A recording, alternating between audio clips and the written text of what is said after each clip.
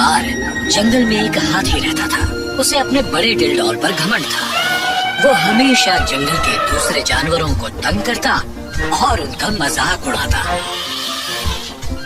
एक दिन जब वो जंगल से गुजर रहा था, उसने एक तोते को देखा जो दरख्त पर बैठा था। हे तुम वहाँ क्या कर रहे हो? क्या तुम्हें दिख नहीं रहा कि हम यहाँ से गुजर रहे हैं?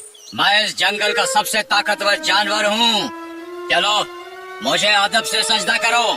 क्या? मैं क्यों तुम्हें सजदा करूं? क्या तुम नहीं जानते कि मैं कौन हूँ?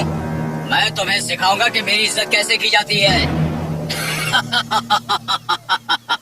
तोते ने हाथी को सजदा नहीं किया। गुस्से में हाथी ने पूरा दरख्त हिला दिया और उसे उखाड़ फेंका। अब वो तोता उस दरख्त पर बैठ नहीं सकता था, वो उड़ गया।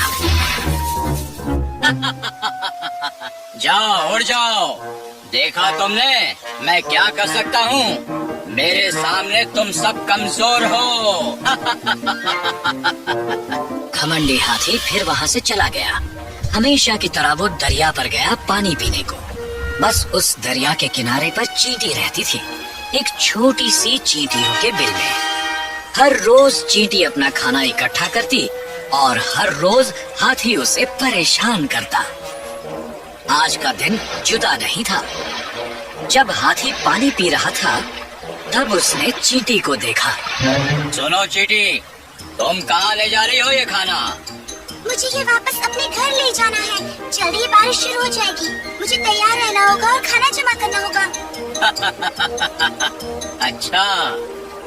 हाथी ने फिर अपनी बड़ी सूंड में बहुत सा पानी जमा किया और चींटी पर छिड़क दिया। पानी ने उसका खाना बर्बाद कर दिया और अब वो चींटी पूरी तरह भीग गई थी।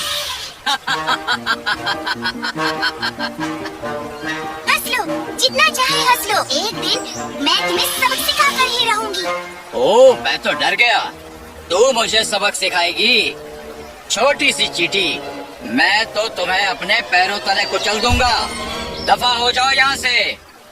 चींटी को हाथी और उसके घमंड पर बहुत गुस्सा आया। उसने कसम खाई कि वो जल्दी ही उसे सबक सिखाएगी। मुझे इस हाथी का कुछ करना होगा। वो इस तरह सबको परेशान नहीं कर सकता। अगले दिन जैसे ही चींटी बाहर निकली और खाना इकट्ठा करने लगी, उसने देखा कि हाथी सो रहा था। उसे फौरन ही एक तजवीज सूझी।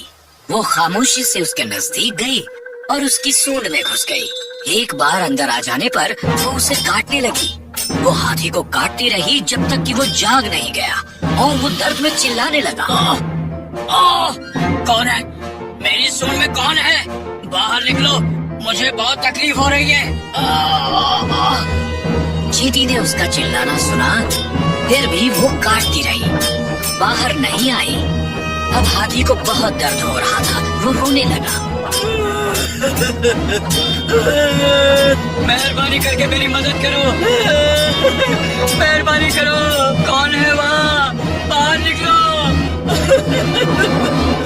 चींटी ने हाथी का रोना सुना और उसकी सूंड से बाहर आ गई। हाथी उस अदना चींटी को देखकर सकते में आ गया। वो इतना खौफजदा था कि चींटी कहीं उसे फिर न काटे, इसलिए उसने घुटने टेके और वो माफी मांगने लगा। मैं फिर कभी तुम्हें परेशान नहीं करूँगा। हाथी अपनी गलती समझ गया। वो वहाँ से चला गया। उस दिन के बाद उसने फिर कभी किसी को नहीं सताया। अब तुम समझे? कोई भी बड़ा या छोटा नहीं होता, सब काबिल होते हैं। अपने हुनर पर घमंड मत करो, उसका इस्तेमाल दूसरों की खिदमत के लिए करो। तो बच्चों, हमने क्या सीखा? कोई भी बड़ा या छोटा नहीं होता। हम सब काबिल हैं और हम सबके अपने अपने हुनर हैं। हमेशा ये याद रखो कि चींटी की तरह छोटा भी हाथी को सबक सिखा सकता है।